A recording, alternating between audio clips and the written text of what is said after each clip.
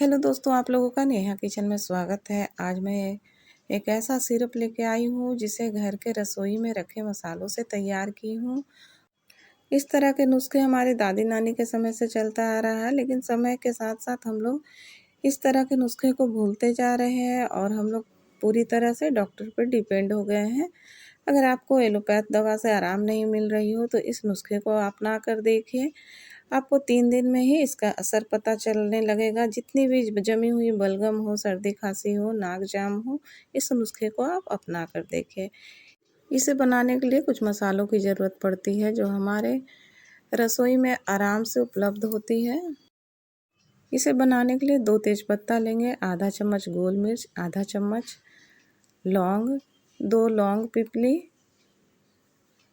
ये गोल मिर्च का ही एक प्रकार होता है। अगर लौंग पिपली ना हो तो गोल मिर्च की मात्रा को थोड़ा सा और बढ़ा लेंगे। 1 छोटा चम्मच अजवाइन, 1 छोटा चम्मच सौंफ और 1 इंच दालचीनी और 2 इंच के लगभग अदरक लेना है। हम जानते हैं कि ये सब सारी चीज़ें हमारे सर्दी खांसी के लिए कितनी उपयोगी मानी गई हैं और ख़ासकर अदरक का प्रयोग तो हम लोग हमेशा करते रहते हैं। लौंग भी हमारे श्वसन के लिए काफ़ी उपयोगी है। अब सारे मसाले को हमें भून लेना है। इसे लो फ्लेम में 1 मिनट भूनेंगे। भूनने के कारण ये मसाले काफ़ी असरदायक हो जाते हैं। गोल मिर्च, लौंग और ये सारे मसाले हमारी जमी हुई बलगम को आराम से बाहर निकाल देते हैं। आपको जितनी भी पुरानी सर्दी खांसी हो, इस तरह का सिरप आप ज़रूर बना कर देखें और ये 3 दिन में ही आपको आराम देगा। अदरक को यहाँ पर हमें अच्छे से फ्लेम के ऊपर पका कर लेना है। इस तरह से पकाने से अदरक भी काफ़ी असरदायक हो जाता है। इसे कम से कम 1 मिनट हमें चारों तरफ अच्छे से घुमाते हुए पका लेना है। अब यहाँ पर 1 नींबू को भी इसी तरह से पका कर लेना है। इसमें जब तक काला काला स्पॉट ना आ जाए तब तक इसे चारों तरफ से घुमाते हुए पकाना है। पकने के बाद नींबू काफ़ी असरदायक हो जाता है। हम सब जानते हैं कि नींबू सर्दी खांसी में कितना असरदायक होता है, क्योंकि ये विटामिन सी से भरपूर होता है। इस तरह से घुमाते हुए इसे चारों तरफ से पका लेना है। अब भुना हुआ मसाला को हम पीस लेंगे। इसे आप चाहे तो कूट के लें या फिर मिक्सी में दरदरा पीस लें। आप इसका इस्तेमाल इसी तरह भी कर सकते हैं, जैसे कि थोड़ा सा हनी मिलाते हुए इसका इस्तेमाल कर सकते हैं। अगर बड़े लोग ले रहे हैं तो कम से कम आधा चम्मच लेना है और 12 साल से कम उम्र के बच्चों को देना है तो आधा से भी आधा चम्मच हनी के साथ मिलाकर दे दें और ये काफ़ी असरदायक होता है। इसे सुबह के समय खाली पेट में ही लेना चाहिए। अगर आपको सिरप बनाना है तो इसके लिए 200 ग्राम गुड़ लेंगे। गुड़ आप कोशिश करें काला वाला गुड़ लें, काला वाला गुड़ ज़्यादा प्योर होता है।